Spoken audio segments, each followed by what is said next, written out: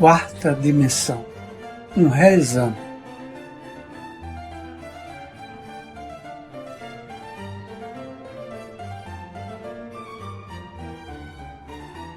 Focalizemos por alguns momentos nossa atenção em a grande síntese.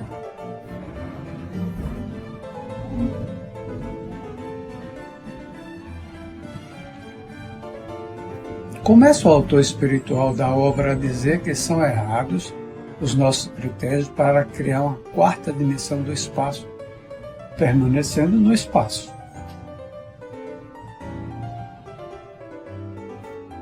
Ensina a sua voz que as diferentes dimensões, e é uma série enorme delas, existem ciclos uniformemente assentados em 3 fases distintas. E para mudar de um para outro, é preciso atravessar as barreiras do ciclo em que nos encontramos.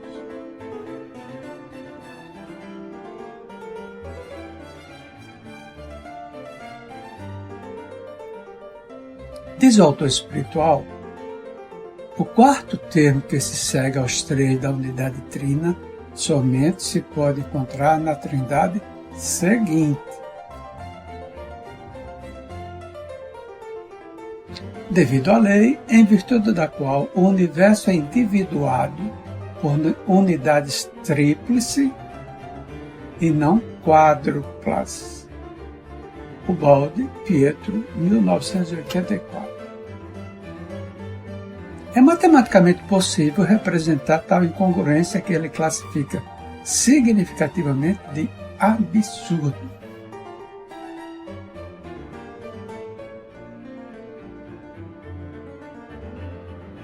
A pretensa geometria A4, 5, N dimensões, que a vez imaginada,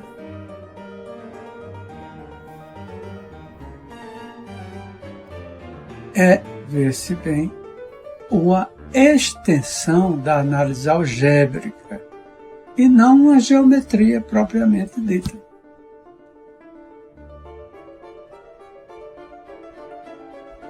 Trata-se de uma pseudogeometria, pura construção abstrata de formas inimagináveis e inexprimíveis na realidade geométrica. A seu ver, o volume esgota a tríade espacial.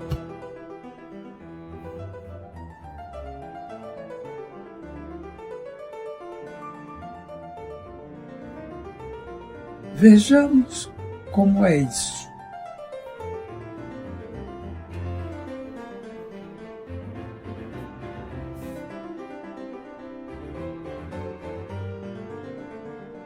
Imaginemos um ponto, figura adimensional, pois não tem tecnicamente comprimento, nem largura, nem altura.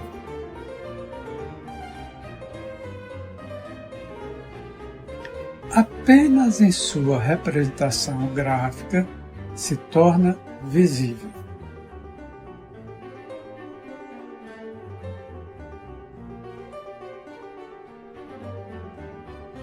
Para que se realize a tríade espacial, é preciso que o ponto se desloque num sentido qualquer.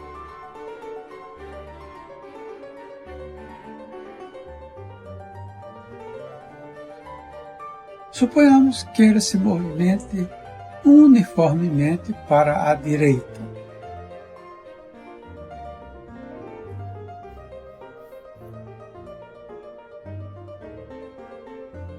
Está criada a linha. Primeira dimensão constituída por uma sucessão de posições de um ponto.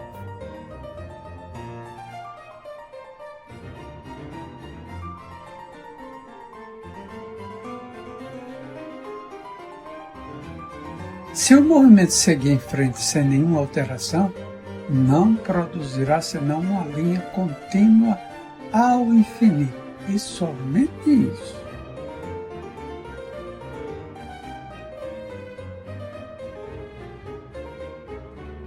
Se, porém, a direção sofre um desvio irregular, como a buscar lá atrás, por onde já passou.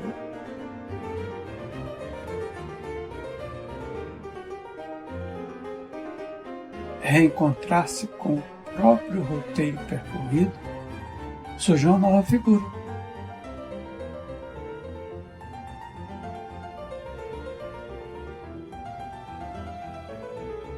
Assim criou-se a superfície, ou seja, a segunda etapa da dimensão espacial.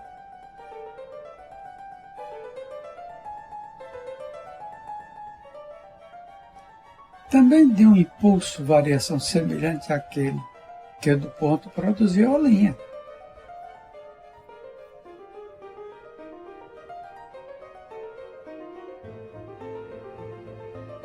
Se o ponto prossegue agora retraçando a mesma linha curva, jamais sairá da segunda etapa com a qual se criou a superfície.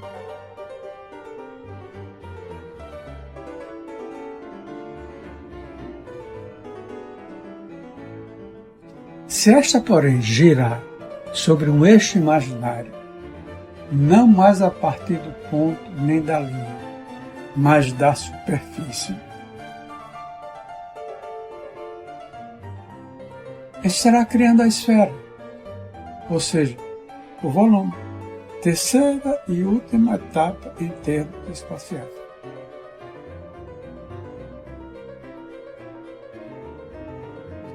Dentro desse ciclo, portanto, não há mais o que criar.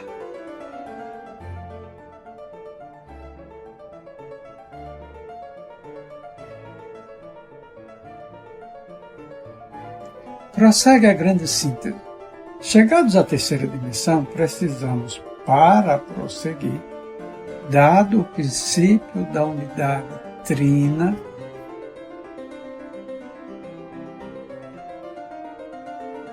iniciar uma nova série tridimensionária, exaurido que se acha o período precedente.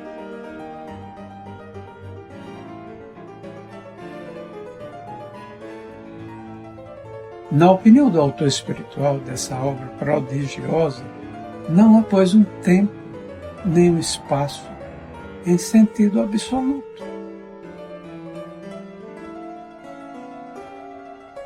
Iniciar uma nova série, isto é, existentes de si mesmos, independentes das unidades que os ocupam,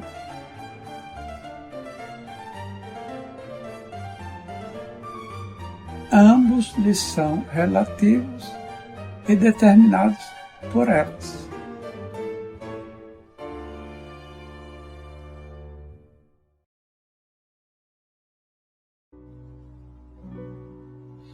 Não há, pois, um modo absoluto no espaço, nem no tempo.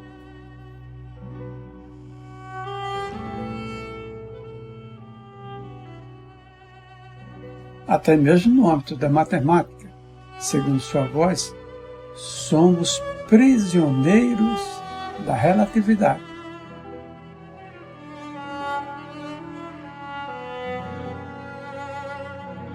Ela somente serve para estabelecer relações, nada mais.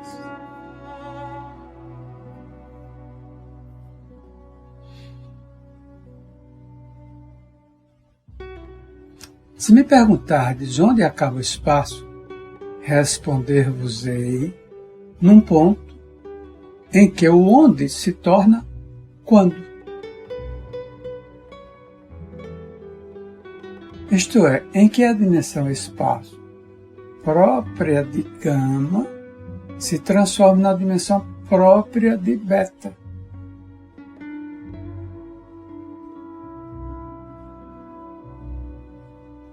Este seria, portanto, o acoplamento espaço-tempo, suspeitado por muitos através da intuição.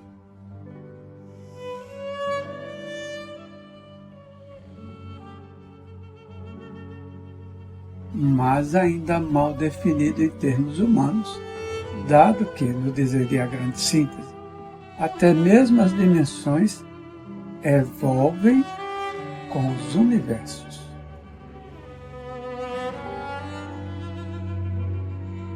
isto é, em que a dimensão, neste contexto, a dimensão do infinito, é a evolução.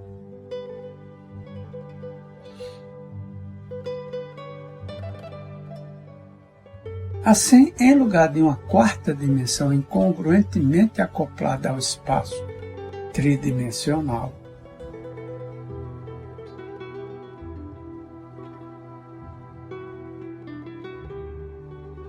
temos que sair para uma nova tríade, ou seja, um novo conjunto de 3 fases de um ciclo mais amplo e inteiramente diverso.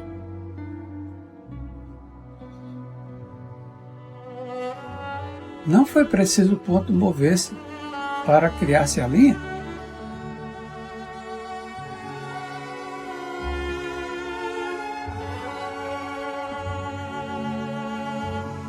Não foi necessário dobrar-se a linha sobre si mesmo para surgir a superfície?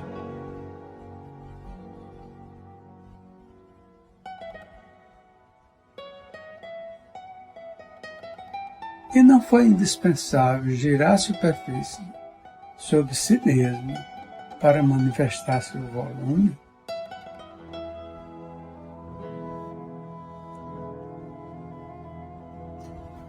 Da mesma forma, já a razão no seu sentido habitual torna-se inútil para nos fazer saltar de uma dimensão para a próxima. Só a intuição pode nos valer e sua voz não se cansa de nos lembrar que a razão já se esgotou em si mesma.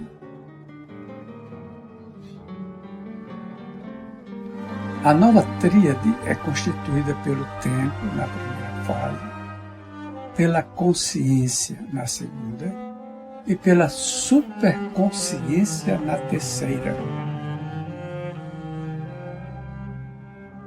Da mesma forma que a superfície absorve a linha e o volume absorve a superfície, a consciência absorve o tempo e o domina.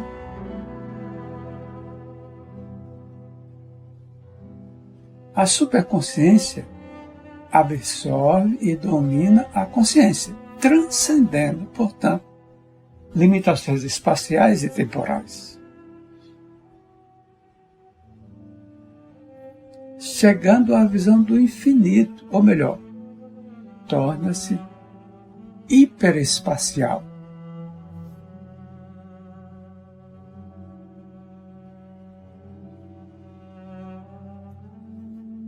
Explica sua voz pouco adiante.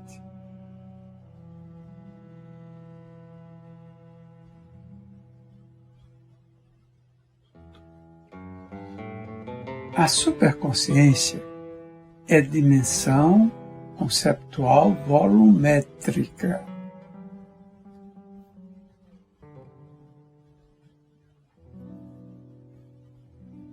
Que se obtém elevando-se uma perpendicular sobre o plano da superfície da consciência.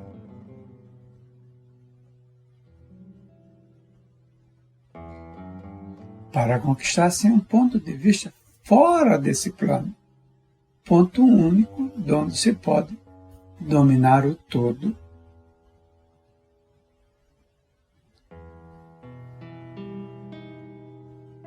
É assim que só a superconsciência transpõe os limites do que vos é concebível.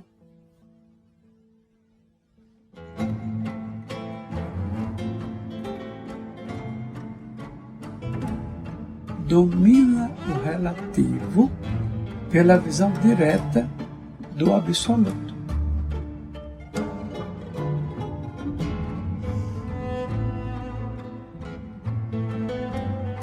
Domina o finito, movendo-se no infinito.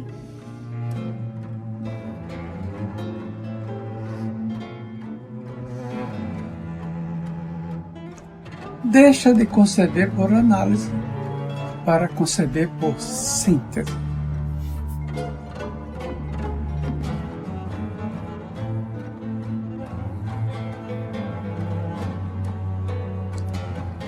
Até onde nos leva, portanto, essa acrobacia mental?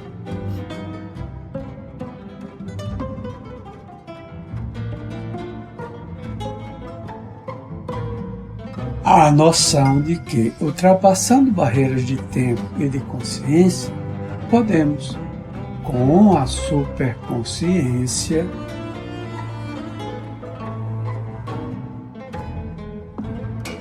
superando até mesmo a lógica, ter a visão direta do absoluto.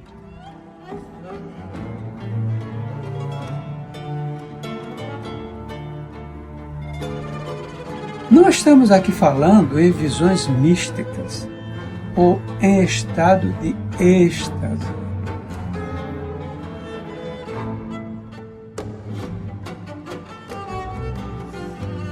Mas na indiscutível realidade de uma contemplação fria e serena,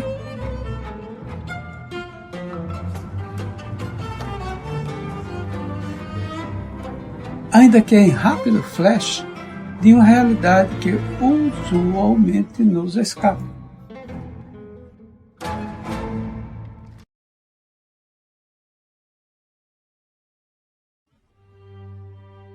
Neste estado de superconsciência preconizado pelo autor de A Grande Síntese,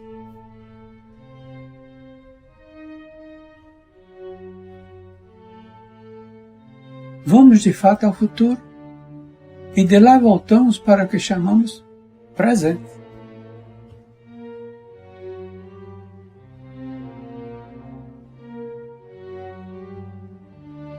Para depois conferir dentro da nossa dimensão usual aquilo que já vimos na hiperespacial.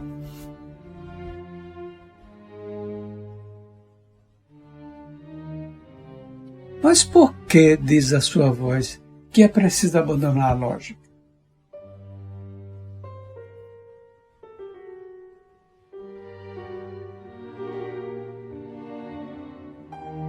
Será que isso não vai desgovernar os nossos passos rumo a etapas mais amplas da vida?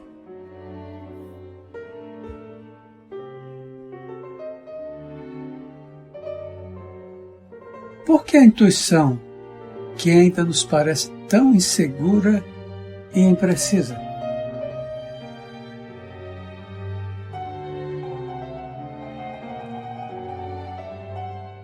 A resposta é clara. A visão nítida e sequencial de um evento futuro que para nós ainda não existe escapa a qualquer enquadramento lógico. Se ficarmos amarrados dentro do círculo da lógica, nunca haveremos de conceber e nem aceitar.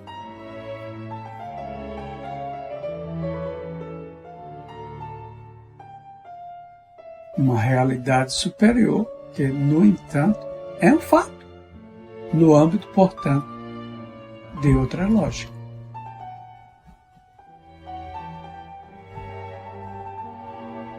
E se o fato existe, o que deve mudar é a nossa conceituação e não o evento em si.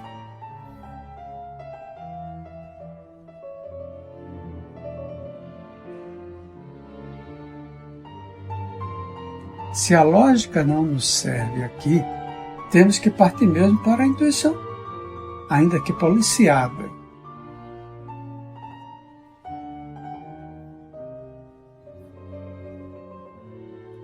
E se o fato existe, o que deve, confrontada a cada passo com a realidade que ela vai descobrir.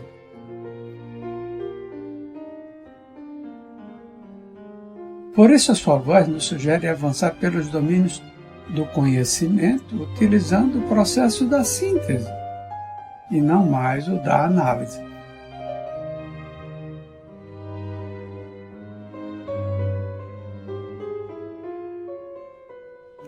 A análise é a permanência circular na minúcia, no microcosmos, sem chegar a entender cosmos.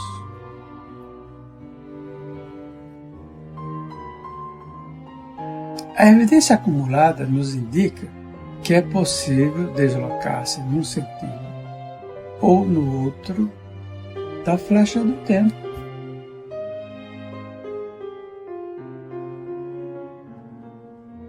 Ou seja, tanto ir ao passado como ao futuro.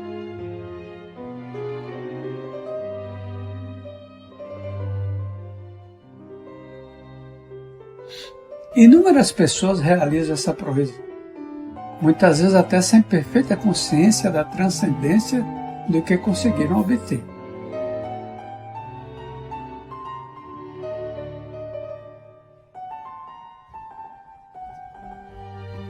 Há, portanto, brechas cósmicas por onde podemos escapar momentaneamente de uma realidade dimensional que nos oprime e contém.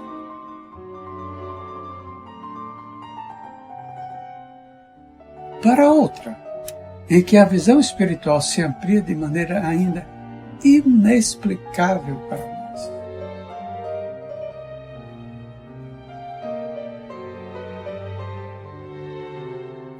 Prisioneiros da lógica e dos processos analíticos aos quais nos condicionamos.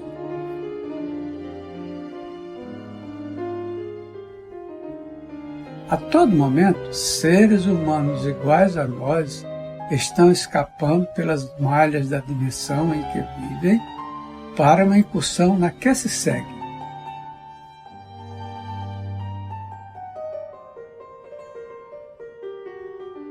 Não apenas profetas, médiuns, místicos e seres desligados da realidade,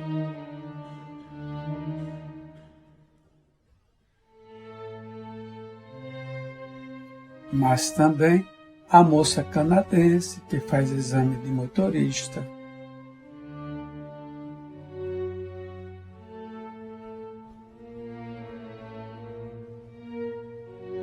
ou a senhora de Seattle, que viu com antecipação de meses o trem que iria viajar e as cenas que iria presenciar da janela do carro ferroviário.